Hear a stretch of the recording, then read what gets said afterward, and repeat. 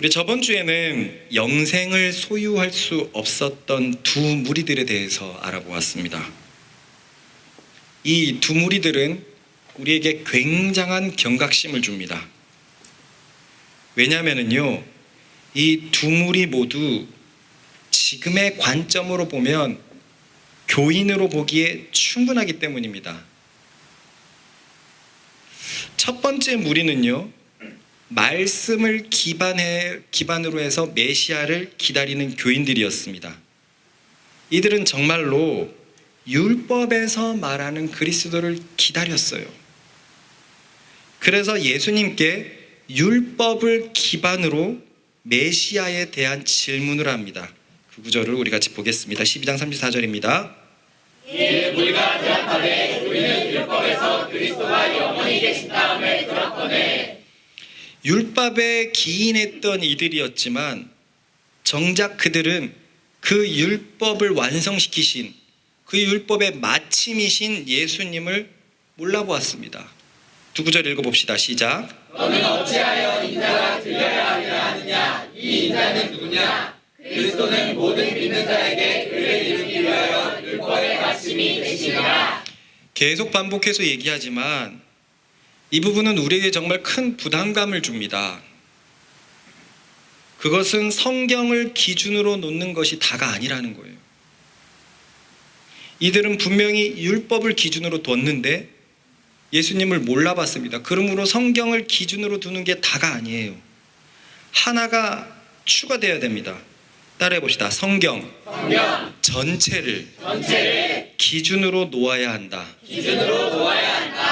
사실 이들이 율법에 기반해서 그리스도를 기다리고 있잖아요. 근데 그들은 율법도 다 몰랐어요. 왜냐하면 율법에는 이런 말씀이 있기 때문입니다. 신명기 17장 6절입니다. 죽일 자를 두 사람이나 세 사람의 증언으로 죽일 것이요 한 사람의 증언으로는 죽이지 말 것이며. 이게 무슨 얘기인가 싶으면 이 얘기를 예수님과 신약의 저자들이 어떻게 적용시켰는지 한번 보십시다. 같이 읽겠습니다. 시작. 만일 듣지 않거든 한두 사람을 데리고 가서 두세 증인의 입으로 말마다 확증하게 하라. 내가 이제 세 번째 너희에게 가리니 두세 증인의 입으로 말마다 확정하리라. 모세의 법을 폐한 자도 두세 증인으로 말미암아 불쌍히 여김을 받지 못하고 죽었거늘. 여기서 계속 반복되는 구절은 뭐죠? 두세 증인이에요. 두세 증인. 마태복음 18장 16절은 예수님의 말씀이고요. 고린도서 말씀은 바울의 말씀입니다. 그리고 히브리서는 히브리서 저자의 말씀이에요. 사실 신약의 저자들 모두가 두세 사람의 증인을 필요로 한다라는 아까 보았던 이 신명기 말씀을 확증시킨 거예요. 누군가가 정말 죽일 죄가 있어? 확실해? 그러면 한 사람의 얘기만 듣지 말고 두세 사람의 증인을 듣고 나서 얘기하라는 거죠. 이게 왜 중요하냐면요, 즉 성경에서 어떠한 깨달음을 얻었다라고 생각을 했을 때 그 깨달음이 정말 진리라면 성경 두세 곳에서 동일하게 말하는 것을 찾아야 된다는 거예요. 성경은 굉장히 방대하기 때문에 성경에서 말하는 어떤 하나의 사실이 다른 사실과 부합하지 않을 수가 있어요. 왜요? 문맥으로 해석을 하면 그렇지가 않은데 문맥을 떠나서 한 구절만 볼 때는 이상한 구절이 되기도 하거든요. 아까 내가 얘기했던 그 표현을 잘 지금 기억이 안 나는데 영적 싸움을 하는 자들이 사단의 견고한 진이라고 말하는 것, 이것도 보십시다. 이렇게 얘기할 때 사단의 견고한 진이라고 생각을 하면 뭐가 떠올려집니까? 단번에?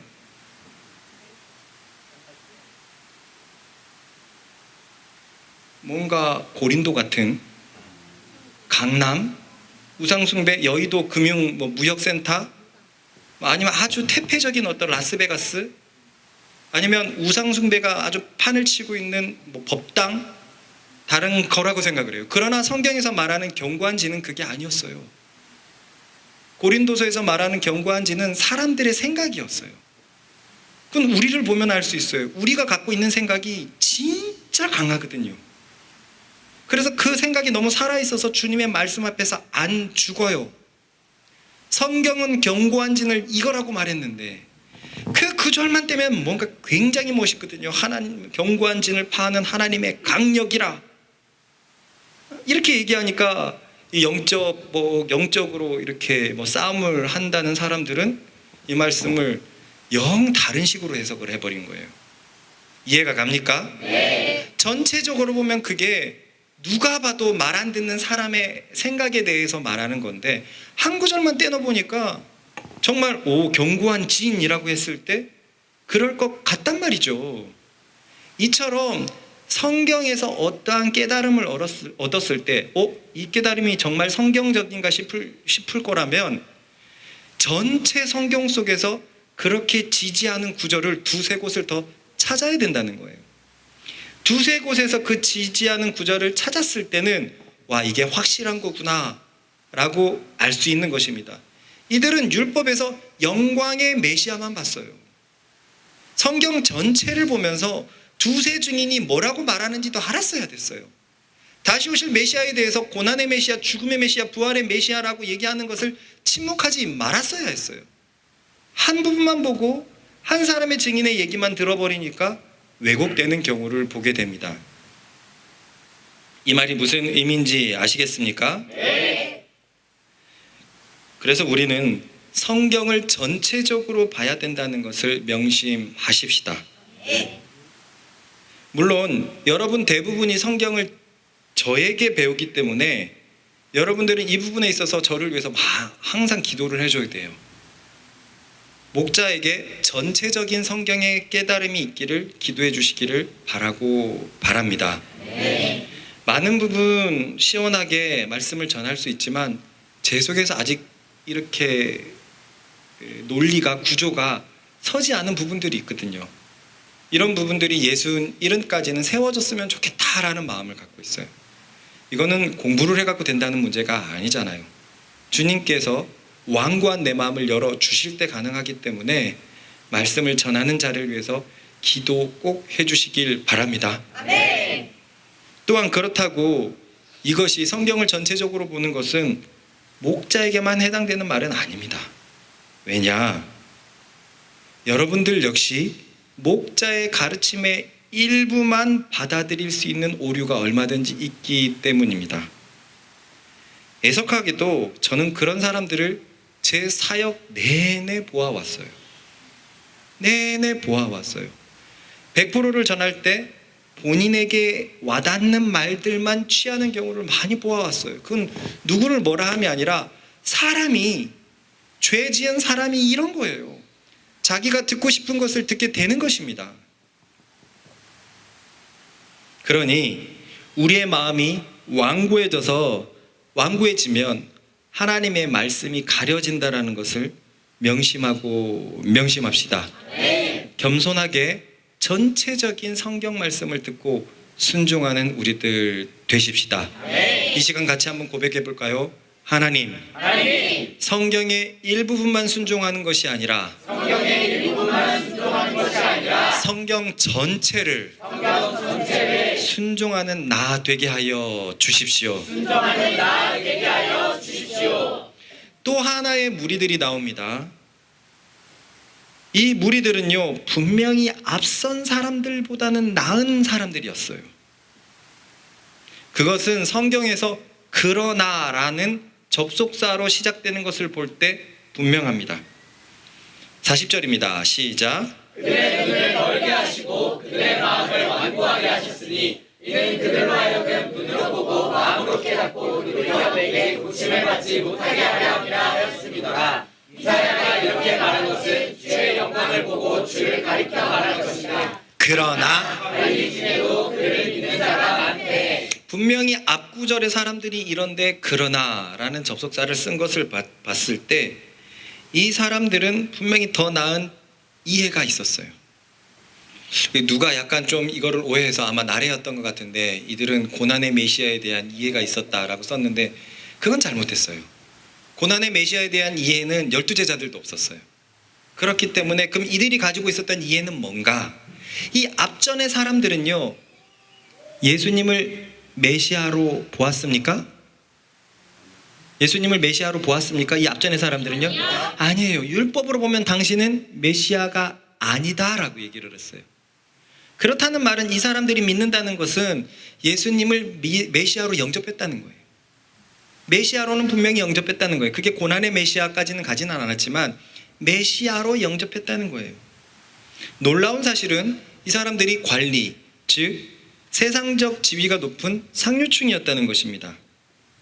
그런데 문제는요, 이들의 결국 역시 앞선 사람들과 같이 영생이 없었다는 거예요. 그들은 사람들 앞에서 예수님을 부끄러워했습니다. 그들은 사람의 영광이 하나님의 영광보다 소중한 자들이었습니다. 읽어보겠습니다. 시작. 그러나 관리 중에도 그를 믿는 자가 많게 바리새인들 때문에 드러나게 말하지 못하니 이는 출교를 당할까 두려워합니다. 그들은 사람의 영광을 하나님의 영광보다 더 사랑하였다. 제 기억이 맞을 것 같은데요. 여기서 드러나게 말하지 못하니라는 단어 원어를 보면은요, 이 반대 단어가 세례를 줄 때 쓰였어요. 예수를 주로 고백한다라는 단어가 여기 쓰여졌어요. 그러니까 이 사람들은 자신의 출세가 너무 중요해서 드러나게 말하지 못했는데 예수를 주인으로 드러낸 사람, 고백한 사람들이 구원을 받는다라고 해서 이 초대교회에서는 세례가 지금 우리가 주는 세례와 다른 무게가 있었다는 것이 갑자기 기억이 납니다. 사람의 영광을 하나님의 영광보다 더 사랑하는데 천국 갈 수 있을까요? 아니죠. 아니라고 말하고 싶지는 않아요. 그죠? 우리가 이 부분에 참 자신이 없기 때문에 그래요. 그런데 아닙니다. 아니에요. 우리의 생각에다가 중심을 올려놓을 것이 아니라 성경에다 중심을 올려놔야 돼요. 성경은 뭐라고 말하고 있습니까? 시작. 너희가 성경에서 영생을 얻는 줄 생각하고 성경을 연구하거니와 이 성경이 곧 내게 대하여 증언하는 것이니라. 너희가 서로 영광을 취하고 유일하신 하나님께로부터 오는 영광을 구하지 아니하니 어찌 나를 믿을 수 있느냐. 와, 이 부분 진짜 더 경각심을 가져야 돼요. 이 둘을 보면은요, 생각보다 괜찮은 교인들이에요. 한 무리의 교인은요, 말씀을 기준으로 판단하고 살아가고 있습니다. 전체 다 적용할 수는 없겠지만 적어도 말씀에서는 이렇게 말하던데요 라고 얘기를 해요. 그런데요, 우리 삶 속에서 교인들이 말씀에서는 이렇게 얘기하던데요 라고 하는 교인들을 얼마나 만날 수 있습니까? 그죠? 그렇다면 이 사람들은 분명히 지금의 교인 거 봤을 때 꽤 훌륭한 교인이다 말할 수 있어요. 더한 사람은 분명히 지혜까지 있었어요. 그러나 이들에게는 천국이 없다는 거예요. 그러나 이들에게는 영생이 없다는 거예요. 이들은 분명히 예수님에 대해서 어느 정도 메시아로 느꼈지만 생명을 얻지 못했습니다. 자신의 영광이, 자신의 생명이, 자신의 출세가, 한마디로 자기 자신이 더 소중했기 때문에 그랬습니다. 여러분, 이 바로 앞에 말씀이 기억나십니까? 헬라인에게 뭐라고 얘기했죠? 자신의 생명을 미워하라 그랬어요. 나를 따라오려거든. 이게 지금 한 본문 안에 있어요. 그러니까 이 사람들은 예수님을 믿는다고 하지만 예수님을 따르지 않는 사람, 부끄럽지 않게 예스라고 얘기할 수 있다면 명백하게 생명이 부어져 있을 것입니다. 네. 이 말씀 후 예수님은 이 여러 무리들에게 다시 한번 자신을 믿을 것에 대해서 말씀을 하십니다. 읽어보십시다. 시작. 예수께서 외쳐 이르시되 나를 믿는 자는 나를 믿는 것이 아니요 나를 보내신 이를 믿는 것이며 나를 보는 자는 나를 보내신 이를 보는 것이니라. 참 쉽게 지나갈 수 있는 말씀이에요. 그죠? 네. 어디선가 반드시 본 것 같은 이 말씀. 근데 지금 적어도 이 말씀을 듣는 부류가 지금 몇 부류 있습니까? 세 부류? 자, 왜 세 부류입니까? 첫째 부류? 헬라인이 있네요. 헬라인. 또요? 성경의 기준으로 했던 무리들, 또요? 관리들, 또요? 제자들이 있겠죠.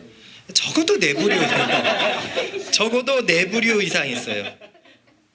이 말씀을 여러 무리들에게 얘기를 하고 멀리서 자기를 보고 싶고 믿고 싶어 따라오는 사람들에게도 이 말을 하는 거고, 율법의 한 부분만을 보면서 메시아를 보지 못하는 자들에게도 하는 말이고, 부끄러워서 자신의 출세가 소중하기 때문에, 자신의 입신이 소중하기 때문에 주님을 드러내지 못하는 사람들에게도 다시 하는 말이, 또한 얼마 있으면 자신을 부인할 제자들에게 하는 말이, 나를 믿는 자는 나를 믿는 것이 아니요 나를 보내신 이를 믿는 것이며, 나를 보는 자는 나를 보는 것이 아니요 나를 보내신 이를 믿는 것이니라 라고 말씀을 하고 있습니다. 그런데요, 이 말씀은 지금 내가 얘기했던 이 부류들이 유대인이었다는 것을 우리가 생각해 봐야 돼요. 물론 아주 소수의 헬라인이 있었지만 듣는 사람들의 대부분은 유대인이었어요. 유대인에게 하나님이란 존재는 어떤 존재입니까? 말도 못 꺼내는 존재입니다. 말도 못 꺼내는 존재예요. 그래서 몇 번 얘기했지만요, 구약 성경에는 하나님이라는 단어가 안 적혀 있어요. 그 하나님이라는 단어 전체에 아도나이라는 단어가 적혀 있어요. 주라는 단어예요. 주. 이 야훼, 여호와라는 단어가 그 사람들은 말할 수가 없었어요. 엘로힘이라는 그 하나님을 지칭하는 단어를 말할 수가 없어서 그게 야훼라고 적혀 있어도 읽을 때 아도나이로 읽었어요. 그들에게 하나님은 이마만큼 거룩한 분이었고, 필사자들이 야훼라는 그 우리로 따지면 아에이오거든요. 여호와가 모음의, 그 헬라인들의 모음의 집합체예요. 우리도 아에이오 빨리 하면 야훼랑 비슷하죠. 아에이오 여호와랑 비슷하죠. 그러니까 자음을 받쳐주는 언어의 총체. 그러니까 그분을 어떻게 설명할 길이 없어서 우리가 말할 수 있는 언어의 총체로 야훼, 여호와, 아에이오 그렇게 쓴 거예요. 그 단어가 등장을 하면 이 사람들은 그거를 쓰기 전에 가가지고 목욕 제기를 하고 와가지고 야훼를 거룩하게 적었어요. 시편 같으면 어떡합니까? 여호와를 찬양하라, 여호와를 찬양하라, 여호와를 찬양하라, 여호와를 찬양하라. 어떤 시편은 한 번 쓸 때 목욕을 몇십 번을 해야 될지도 몰라요. 그만큼 유대인에게 하나님은 너무나 거룩한 존재였어요. 그분은 한마디로 전능자셨고요. 모세 때는 당시 세계 최강대국인 이집트를 벌하신 분이었고요. 다윗과 솔로몬 때는 주변의 모든 나라에서 조공을 받도록 만드신 그분이 바로 여호와 하나님이었습니다. 그런데 예수님은 지금 뭐라고 얘기하느냐면, 나를 믿는 것이 그분을 믿는 것이다, 하나님을 믿는 것이다 라고 말하고 있으니 유대인들의 입장에선 이걸 받아들이기가 분명히 거북하단 말이에요. 예수님은 나를 보내신 이를 믿는 것이라고 얘기를 했지 만군의 여호와 하나님이라고 딱 지칭하지 않았잖아요 라고 혹시나 누가 말할지 모르겠어요. 그런데 누가 봐도 뉘앙스는 하나님입니다. 어떻게 할 수 있냐면요, 유대인들이 뭐야 이게 왜 나오지?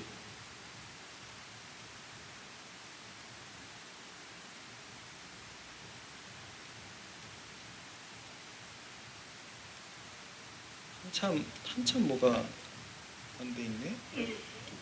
자, 우리 요한복음 5장 18절 누가 한번 읽어 보십시다. 5장 18절요. 시작. 유대인들이 이로 말미암아 더욱 예수를 죽이고자 하니 이는 안식일을 범할 뿐만 아니라 하나님을 자기의 친아버지라 하여 자기를 하나님과 동등으로 삼으심이로라. 요거 하나만 빠졌네요. 여기서 보니까 유대인들은 알고 있었어요. 하나님을 지칭한다는 걸 알아가지고 지금 여기서 죽이고자 했어요. 그렇기 때문에 예수님께서 이렇게 얘기를 하는 것입니다. 그러면 우리는 한번 물어봅시다. 왜 예수님을 보는 것이 하나님을 보는 것일까? 우리는 이 구절에서 매우 중요한 힌트를 얻을 수 있어요. 그것은요, 보내신이라는 단어예요. 다시 읽어봅시다. 시작. 12장 44절 45절 두 개가 빠져 있네요. 있어 읽어봅시다. 시작. 예수께서 외쳐 이르시되 나를 믿는 자는 나를 믿는 것이 아니요 나를 보내신 이를 믿는 것이며 나를 보는 자는 나를 보내신 이를 보는 것이니라. 자, 예수님은 여기서 자기 자신을 하나님이 보내셨다고 주장하고 있습니다. 그렇다는 말은요, 예수님이 하나님의 뭘까요? 사자, 사신, 사도예요. 거기 애기 문 좀 닫아줄래요? 뒤쪽에. 사자, 사신, 사도라는 말이에요. 그럼 왜 하나님은 자기 자신을 대변하기 위해서 예수님을 보냈을까요? 그 이유는 자명해요. 사람들이 하나님을 몰라도 너무 모르기 때문에 그래요. 너무 모르기 때문에 그래요. 우리는 바로 앞에서도 봤습니다. 이 사람들은 지금 율법을 알고 있는데도 메시아를 모르고 있어요. 그러니 이들을 보는 하나님의 마음이 어떨까요? 자신의 말씀에 따라 이들은 자신이 보낼 자 메시아를 기다리고 있는데 그들은 죄로 눈이 가려져서 완전히 엉뚱한 망상을 하고 있습니다. 그런데도 그들은 율법에 따라 메시아를 기다리고 있다고 착각하고 있어요.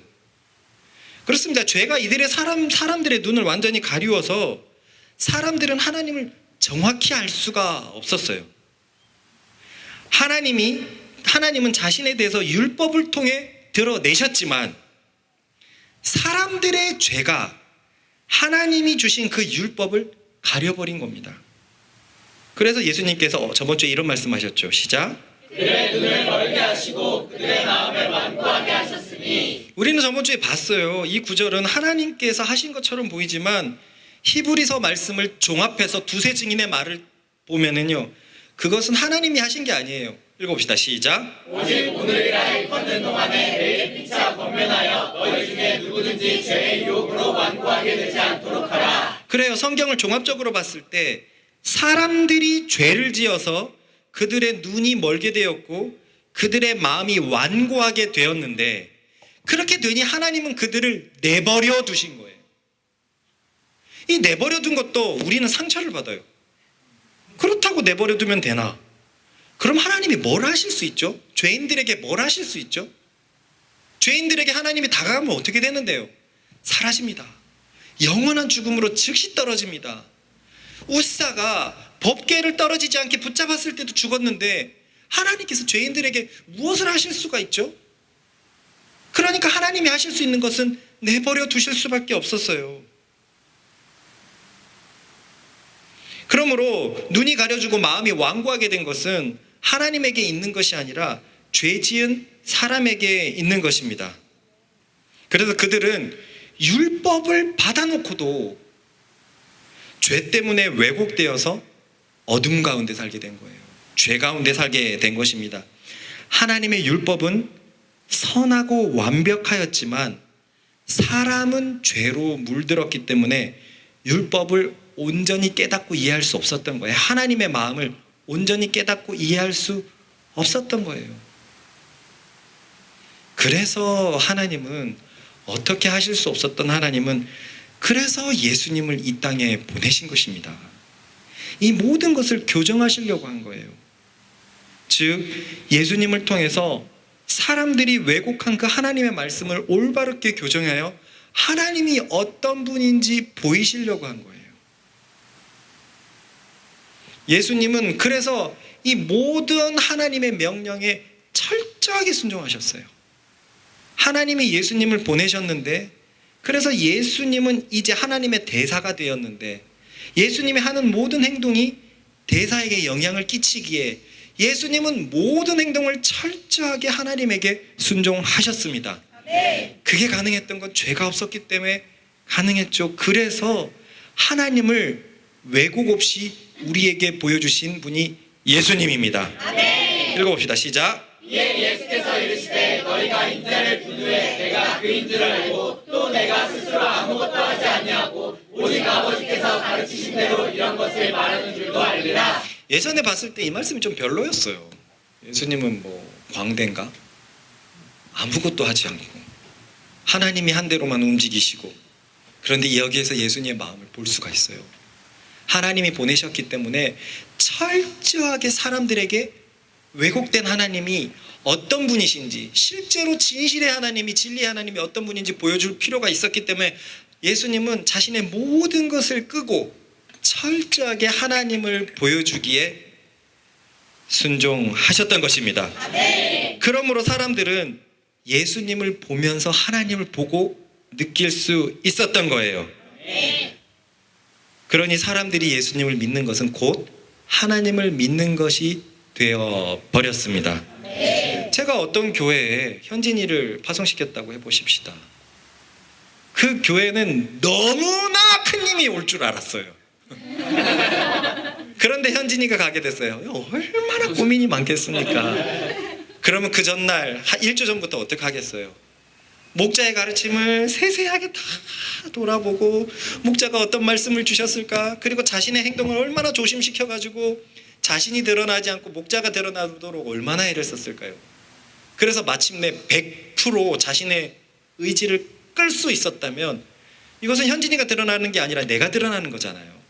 마찬가지로 예수님이 그러셨던 거예요. 사람은 그게 불가능한데 예수님은 죄가 없으셨기 때문에 자기 하는 모든 행동을 하나님 안에 맞출 수 있었어요.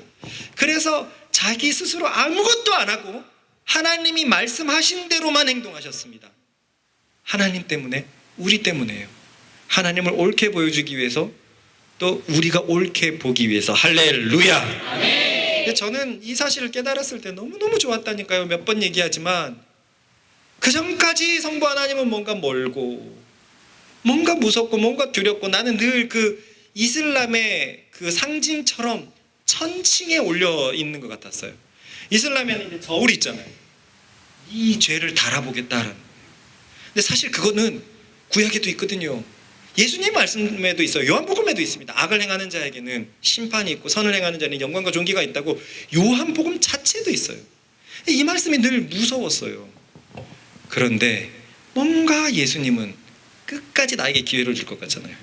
뭔가 예수님은 내 발을 씻기실 것 같고 뭔가 예수님은 끝까지 다정할 것 같잖아요. 이 모순이 있었단 말이죠. 성부 하나님과 성자 하나님 같은 분이라는 걸 알고 있으면서도 해결되지 않는 모순이 이 말씀이 깨닫고 나서 해결이 됐어요. 그러고 나서 성자 예수님을 통해서 성부 하나님을 보니까 완전히 동일하신 분이었습니다. 네. 죄가 가려져서 예수님을 몰랐을 때는 하나님이 너무 엄격해갖고 내가 정죄를 받았어요. 그러나 예수님을 알게 되니까 하나님 역시 저에게 한없이 자비로우신 분, 그렇기 때문에 본인을 옳게 보이기 위해서 그 아들 예수 그리스도를 우리에게 보내신 것입니다. 아멘. 아들 예수 그리스도가 이렇게 행동했던 것은 오로지 하나님의 계획이고 하나님의 명령이었어요. 야, 아들아, 사람들이 완전히 나에 대해서 잘못 생각하고 있는데 내가 얼마나 사랑의 하나님인지, 자비의 하나님인지, 인애의 하나님인지 너가 보여줄 수 있겠니? 네, 아버지. 그렇게 순종한 거예요. 구약에서는 이런 하나님에게 도달한 사람들이 있었어요. 다윗과 같은 사람들은 여호와의 인자하심이 크고 크도다 영원하시도다라고 얘기를 하잖아요. 그는 이미 알고 있었어요. 그러나 대부분의 사람들은 거기에 도달하지 못했었죠. 그래서 예수님이 오셨고 율법을 밝히시고 하나님을 보여주셨습니다. 그러므로 예수님을 믿는 것은 죄에 가리워져서 율법 안에서 어둠 가운데 사는 것이 아니라 청명한 삶, 구름이 개이고 하나님을 볼 수 있는 빛 가운데 사는 삶을 살 수 있게 되는 것입니다. 예수님을 통해서 우리는 이제 명확하게 하나님을 볼 수 있습니다. 그래서 다음 말씀 이렇게 이어집니다. 시작. 나는 빛으로 세상에 왔나니 물은 나를 믿는 자로 어둠에 거하지 않게 하라 하노라. 이 앞에서 말씀에 그들의 눈은 멀었어요. 그런데 예수님은 빛이에요. 그 눈을 완전히 뜨게 하실 수 있는 분이 우리 주 예수 그리스도이십니다. 아멘. 그렇습니다. 예수님은 이 세상을 구원하도록 하나님이 우리에게 보내신 구원자이십니다. 아멘. 원래 하나님은 세상을 구원하도록 율법을 보내셨어요. 그런데 그 율법은 온전하고 선한 것이고 우리를 구원할 수 있지만 죄 때문에, 죄가 기회를 타가지고 율법을 오염시켜 버렸죠. 이해가 가시죠? 네. 우리가 그 얘기가 기억이 나잖아요. 제가 몰래 기회를 타가지고 그 말씀을 우리에게 괜시리 어렵게 해버렸단 말이에요. 야, 이 방 다 청소하는 사람은 크님이 아주 크게 영광스럽게 해줄게 했을 때 오이해하지만 지나고 보니까 청소를 못하는 자기 자신이 자꾸 발견돼요. 열심히 하고 싶지만 자기는 너무 무기력하고 게을러요. 계속 누워있어요. 아니, 그 말을 안 해줬으면 편하게 살 텐데 괜히 그 말 해가지고 나는 하나님께, 큰님께 영광을 못 받네? 이것처럼 율법은 완벽했지만 그것을 행동할 능력이 우리에게 없었기 때문에 예수님을 우리에게 보내셔서 그 율법이 원하는 대가를 치르게 하셨고, 그래서 그 율법의 저주가 우리에게서 해결이 되어서 하나님께 더 이상 눈이 먼 것이 아니라 하나님을 청명하게 바라볼 수 있게 되었습니다. 바로 예수님이에요. 그 예수님을 청명하게 바라보면 하나님이 청명하게 보입니다. 그러니 예수님이 오신 목적은 사람들이 더 이상 어둠에 살지 않도록 빛에 거하도록 하기 위함이요, 사람들을 구원하시기 위함입니다. 이어지는 말씀을 계속 읽어봅시다. 시작. 사람이 내 말을 듣고 지키지 아니할지라도 내가 그를 심판하지 아니하노라. 내가 온 것은 세상을 심판하려 함이 아니요 세상을 구원하려 함이로라. 나를 저버리고 내 말을 받지 아니하는 자를 심판할 이가 있으니 곧 내가 한 그 말이 마지막 날에 그를 심판하리라. 예수님은 세상을 구원하러 오신 거예요. 가려진 사람들의 눈을 뜨게 해서 하나님을 옳게 보고 그래서 빛 가운데 살아갈 수 있도록 천국을 경험하는 그 조건이, 그 주어지는 열매가 의와 평강과 희락이었잖아요. 근데 은근 제가 말할 때 보면 평강과 희락과 의라고 얘기한 적이 많아요. 은근. 왜냐하면 평강과 희락의 개념은 왔어요. 내 삶이 평안해지고 내 삶이 기뻐지는 거. 의라는 개념이 아주 오래 걸렸거든요. 그래서 나한테 확실한 증거를 얘기하고 의를 얘기했는데 이제는 그 의의 개념이 뭔지 알겠어요. 뭐냐? 예수님을 믿고 성령님이 오셔서 천국을 경험하면은요, 우리는 하나님의 뜻에 합당한 자가 점점 되어 가게 되어 있습니다. 그래서 본질적으로 죄를 미워하는 사람이 되고 본질적으로 하나님께 가까운 사람이 되어버려요. 사람을 미워하는 게 더 힘든 존재가 되어버려요. 사람을 용서하지 못하는 게 더 힘든 존재가 되어버려요. 이거는 믿는 사람들이 가지는 고민이에요. 저 사람이 잘못했는데 성령께서 내가 너를 먼저 용서했듯이 너도 용서해라 라는 음성을 주세요. 처음에는 황당하죠. 쟤는요? 그런데 얼마나 불편합니까? 다 경험해봤잖아요. 성령이 말할 수 없는 탄식으로 계속 탄식하는 거예요. 내가 이러려고 너를 위해 죽었냐? 내가 이러려고. 계속 말할 수 없는 탄식으로 결국은 우리는 순종을 하고 용서를 하게 됩니다. 예수를 믿으면서 우리의 삶이 의로운 삶이 되어가는 거예요. 그 의로운 삶이라는 말은 한마디로 율법을 충족시키는 삶이 되어가는 것입니다. 이게 너무너무 귀한 말씀인데요. 다시 한번 좀 종합적으로 얘기하면 많은 교회에서 제가 그렇게 배웠을 때는 율법은 이제 지금 아무도 상관이 없는 거라고 생각을 했어요. 지금은 복음의 시대이기 때문에 예수님을 믿으면 율법의 저주에서 해결되기 때문에 율법은 아무것도 상관이 없는 거예요. 근데 맞는데 여기서 너무 중요한 걸 놓쳐버렸어요. 예수님을 믿으면 땡이 아니라 예수님을 믿으면 그 결과로 율법을 기뻐하는 내가 된다고 가르쳐주지를 않았어요. 그래서 예전에는 해야 되는 청소가 하고 싶은 청소로 바뀐다는 걸 말을 안 해준 거예요. 예수님을 믿기 전에는 남을 용서하는 게 너무 힘들었는데 예수님을 믿고 나서는 용서하지 않는 게 힘들어지는 거예요. 우리가 동동이 엄마를 통해서 우리가 봤듯이 우리 진짜 이 동동이의 할머니가 진짜 완고하신 분이더라고요. 고집 진짜 강하신 분이더라고요. 4명의 며느리가 다 혹독한 시집살이를 했는데 그 중에서도 이 동동이 엄마가 제일 시집살이를 했어요. 너무 미워서 용서할 수가 없었답니다. 그런데 그래도 썬데이 크리스찬으로 교회를 다닐 때 주기도문 알잖아요. 주기도문 외울 때마다 그 생각이 나더래요. 그래도 20년 동안 용서를 하지 않았던 거예요. 용서할 능력이 본인에게 없었던 겁니다.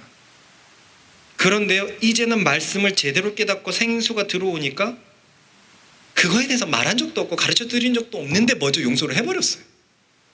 사람이 바뀌어버린 겁니다. 죄인이 의인이 되어서 의의 율법에 훨씬 더 적합한 사람이 되었습니다. 아멘. 이게 얼마나 놀라운 겁니까? 그렇기 때문에 믿는 자들에게는 율법을 순종하는 증거들이 가득 쌓이게 되고 이 증거들이 우리의 상을 가져올 것입니다. 아멘. 그렇기 때문에 요한복음에서도 선을 행하는 자에게는 영광과 존귀가 있고 악을 행하는 자에게는 멸망이 있다라는 말씀이 바로 요한복음에서 예수님의 말씀 속에서 있어요. 그 선이 무엇이냐? 믿었기 때문에 믿는 성령님을 의지해 가지고 하나님의 율법을 하나씩 완성해 가는 거죠.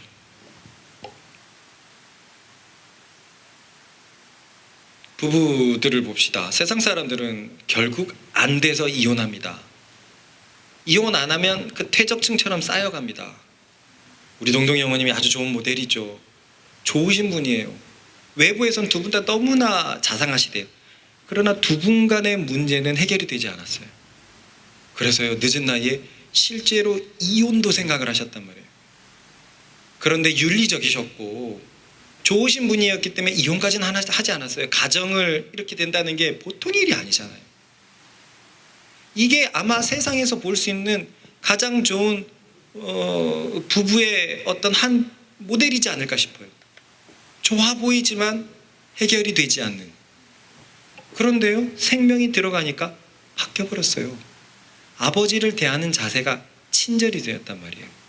그전에는 친절 안 하고 싶었을까요? 그전에도 하고 싶었었는데 친절했다가 돌아오는 표현이 별로 좋지 못하면 내가 이걸 왜 하지? 이런 게 계속 됐었단 말이에요. 자, 계속 얘기하지만 예수의 믿음은 우리를 완전히 바꿔놔서 빛에 거하게 만듭니다. 아멘. 그래서 부부간에 용서하지 못하는 게 훨씬 힘들게 만들어요. 이게 경험이 되면 당신은 예수의 사람들입니다. 이게 경험이 된다면 당신들은 삶 속에서 생명이 쌓여가고 있습니다. 아멘. 그런데요, 우리는 이 마지막 말씀을 저버릴 수가 없죠. 나를 저버리고 내 말을 받지 아니하는 자를 심판할 이가 있으니 곧 내가 한 그 말이 마지막 날에 그를 심판하리라. 심판이 있다는 거예요. 끝끝내 나를 받아들이지 않으면 심판이 있다는 거예요. 그런데요, 뭔가 좀 48절 표현이 영 이상하죠. 다시 한번 읽어볼까요? 시작. 나를 저버리고 내 말을 받지 아니하는 자를 심판하리가 있으니 곧 내가 한 그 말이 마지막 날에 그를 심판하리라. 어제 이 말씀을 보고 다 좋은데 이 구절이 해석이 좀 안 돼서 왜 이렇게 말씀하셨지? 내가 심판하는 게 아니라 내가 한 말이 심판할 거야? 왜 이렇게 하시지? 굳이? 이 의도가 있을 거 아니에요. 그 의도를 알게 되니까요, 진짜 예수님의 마음을 더 느끼게 되었습니다. 예수님은 사실 계속 말씀해 오셨어요. 자신을 믿지 않으면 심판을 받게 될 거라고 말씀하셨어요. 가장 명확하게 보여지는 것이 요한복음에서는 이 구절입니다. 읽어봅시다. 시작. 내가 진실로 너희에게 이르노니 내 말을 듣고 또 나 보내신 이를 믿는 자는 영생을 얻었고 심판에 이르지 아니하나니 사망에서 생명으로 옮겨드느라. 다시 말하지만 이게 심판에 대해서 요한복음의 가장 명확한 구절이에요. 그런데도 믿지 않으면 심판이라고 되어 있습니까?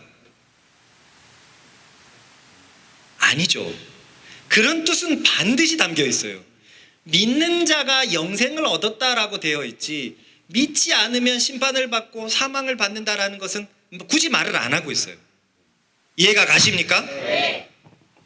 이게 좀 이상해서 좀 더 찾아보니까 우리가 너무나 잘 아는 이 구절에도 이런 말씀이 있었습니다. 읽어봅시다. 시작. 하나님이 그 아들을 세상에 보내신 것은 세상을 심판하려 하심이 아니요 그로 말미암아 세상이 구원을 받게 하려 하심이라. 그를 믿는 자는 심판을 받지 아니하는 것이요 믿지 아니하는 자는 하나님의 독생자의 이름을 믿지 아니하므로 벌써 심판을 받은 것이니라. 아주 오랫동안 저도 이 부분이 완벽하게 해결이 되지 않았는데 표현을 왜 이렇게까지 하시지? 굳이 믿으면 영생이요 믿지 않으면 심판이라 이렇게 얘기하면 되는데 심판 얘기를 되게 꺼내고 싶지 않으신 것 같아요.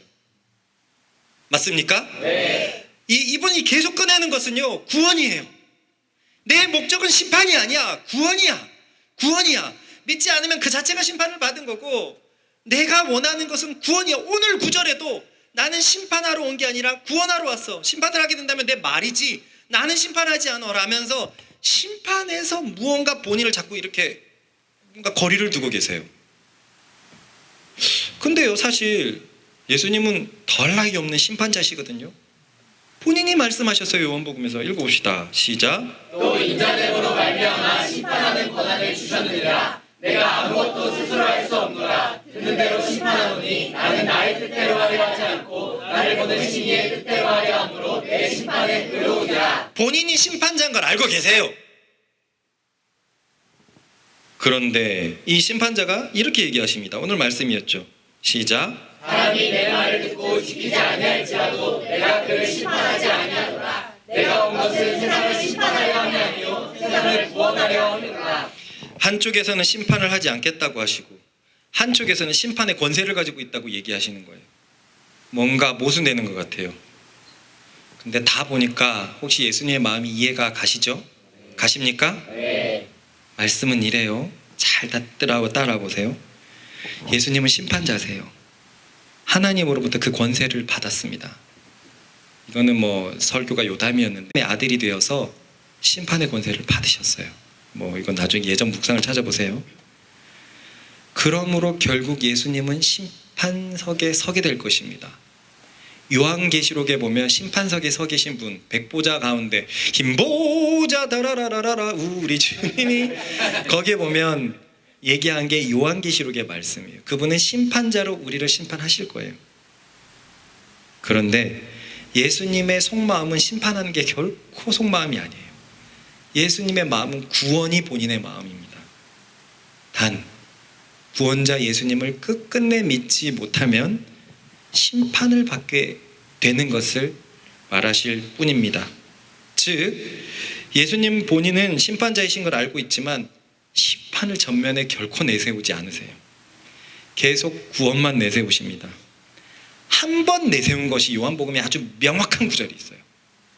그 본문은 다음과 같습니다. 시작. 예수께서 이르시되 내가 심판하러 이 세상에 왔으니 보지 못하는 자들을 보게 하고 보는 자들은 맹인이 되게 하려 함이라 하시니. 이런 구절 때문에 제가 그동안 약간 이 의미를 온전히 이해하지 못했어요. 이 구절에서는 강력한 심판자가 있기 때문에 믿지 않으면 지옥이야! 라고 주님이 말했을 거라는 암암리의 생각들이 들어와 있었어요. 그런데 알다시피 이 본문을 보십시오. 누구에게 심판을 강하게 얘기하고 있습니까? 당시의 종교 기득권자들입니다. 왜 이들에게 심판을 강력하게 얘기하고 있습니까? 자기만 지옥 갈 것이 아니라 다른 사람들도 함께 지옥에 가게 되니까 주님 입장에서는 이들을 심판하지 않으시면 안 됩니다. 즉 심판이라는 단어가 이들에게만 강하게 쓰여 있고 나머지에게는 한 번도 강하게 쓰여 있지 않고 오히려 심판을 떨어져 있는 분처럼 묘사하시는 거예요. 여기서 우리는 예수님의 마음을 알 수 있고 예수님을 통해서 하나님의 마음을 알 수 있습니다. 하나님은 우리가 지옥 가는 게 정말 싫으신 거예요. 하나님은 우리를 심판하시는 게 정말 싫으신 거예요. 그건 하나님의 목적이 아닙니다. 불가피하게 끝까지 믿지 않는 자들에게 해당되는 일들이지 하나님이 원하시고 계획하시고 뜻하신 바가 아니라는 거예요. 하나님이 뜻하시는 바는 한 사람이라도 구원하시는 것, 한 사람이라도 심판에 떨어지지 않는 것. 그렇기 때문에 잃어버린 한 마리 양을 찾아서 밤새도록 헤매이시는 것이 예수님의 마음이요 예수님을 보내신 하나님의 마음인 줄 믿기 바랍니다. 하나님은 나를 심판하는 게 목적이 아니에요. 하나님은 나를 정죄하는 게 목적이 아닙니다. 그 단어조차 꺼내시지 않으려고 합니다. 이 말했던 그 말이 심판할 것이라고 애둘러 피하십니다. 그분은 나를 살리시는 게 목적이에요. 그분은 내게 생명 주는 게 목적이에요. 에야 잘됐다. 네가 임마 네 죄를 지어갖고 네가 고모양 고꼴이 된 거야. 사람은 함부로 사람을 쉽게 판단하지만 하나님은 그렇지 않다는 거예요. 끝까지 기회를 주시고 심판이란 단어를 멀리하시고 구원을 끝까지 부어주시려고 애쓰는 분이 우리가 믿는 하나님이요, 그가 보내신 예수님이요, 우리 속에서 말할 수 없는 탄식으로 계속 우리를 위해서 중보하시는 성령님인 줄 믿으시기 바랍니다. 아멘. 그래요. 이 모든 것이 하나님의 계획이에요. 심판하지 않으려고 하는 게 하나님의 계획이에요. 이어지는 말씀이 이렇게 되어 있습니다. 시작. 내가 내 자유로 말한 것이 아니요 나를 보내신 아버지께서 내가 말할 것과 이룰 것을 친히 명령하여 주셨으니. 이게 아버지의 마음인데 우리는 그동안 얼마나 눈이 가려졌으면 성부 하나님은 무섭게 느껴집니까? 그죠? 이게 우리 말씀에서 나오는 율법에 근거해가지고 메시아를 보지 못하는 사람과 크게 다를 바가 없는 거예요. 왜 하나님이 무섭고, 왜 하나님이 심판자이시고, 왜 하나님이 정죄할 것만 같고, 나는 자꾸 저울에 올라가고 내게 달려져야 될 것만 같고 그렇습니까? 하나님은 그게 목적이 전혀 아닌데요.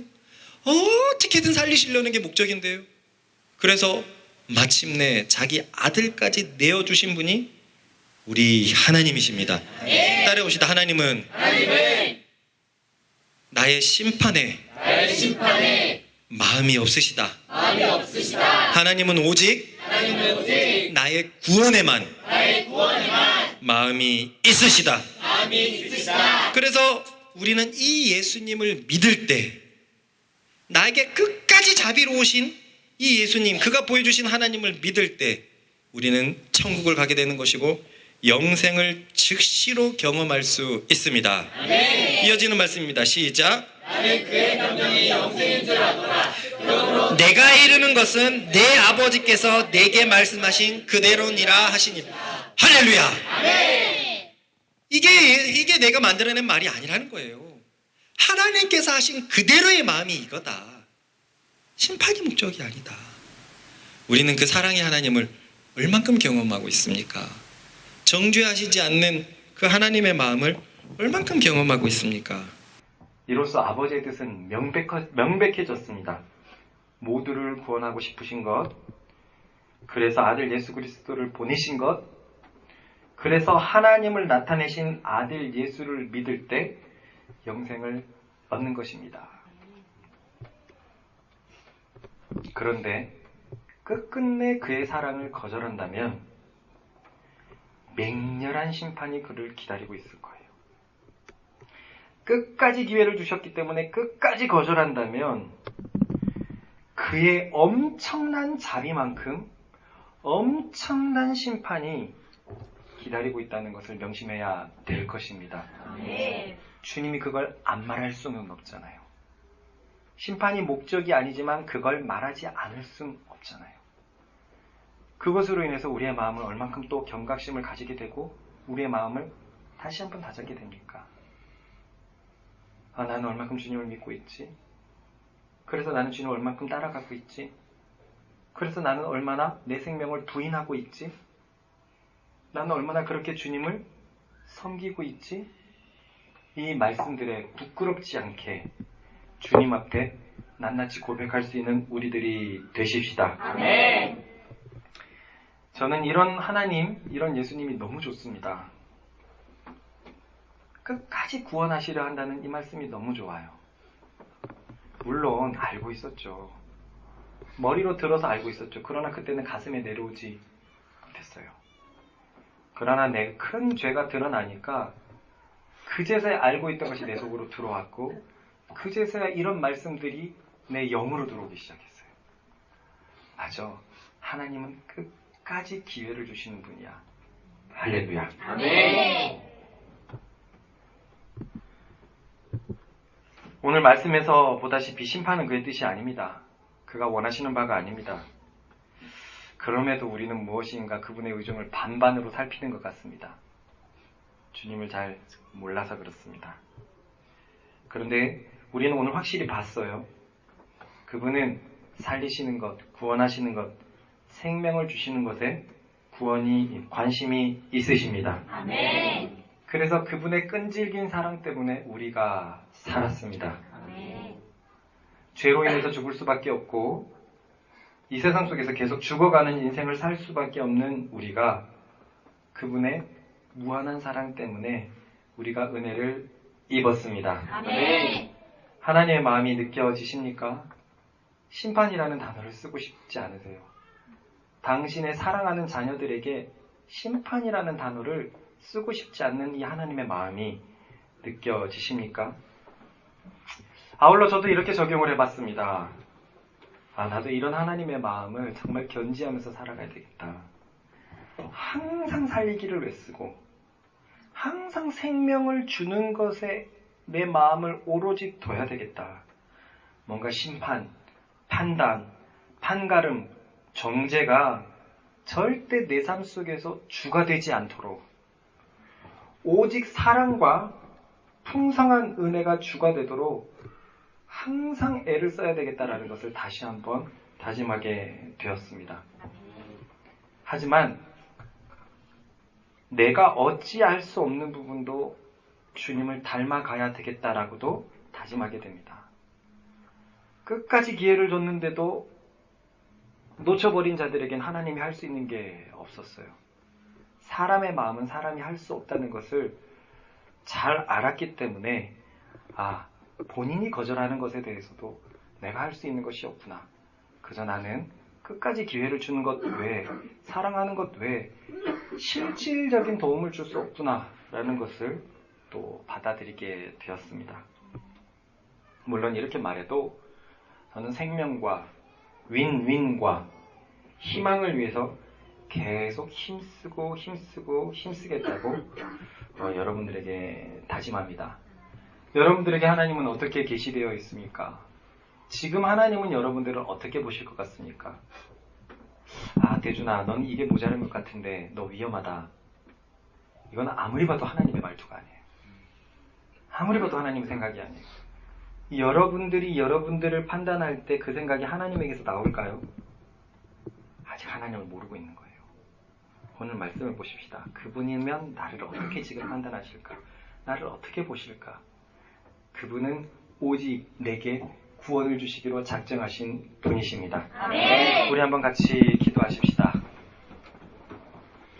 먼저 기도할 것은 그 하나님에 대해 깊은 이해에 도달할 수 있도록 기도하십시다. 아멘. 머리로 아는 것과 가슴으로 아는 것은 다르다고 얘기를 했잖아요. 저도 끝없는 하나님의 사랑에 대해서 수없이 들었지만 지나고 보면 그것을 내가 정말 내 것으로 삼았나? 그렇게 말을 못하겠어요. 그런데 이제는 그 의미를 그때보다 훨씬 깊게 알게 되었거든요. 저는 이런 은혜가 여러분들에게 부어지기를 바랍니다. 네. 그렇게 되면은요, 자기 자신을 보는 것도 상대방을 보는 시선도 달라집니다. 판단과 정죄가 아니라 살리고 구원하기 위한 시선으로 바뀌어질 수밖에 없어요. 주님, 당신에 대한 깊은 이해에 도달하게 하여 주십시오. 아멘. 당신을 더 아는 그 지혜와 계시를 허락하여 주십시오. 아멘. 우리 주여 한번 힘차게 외쳐 같이 기도하겠습니다.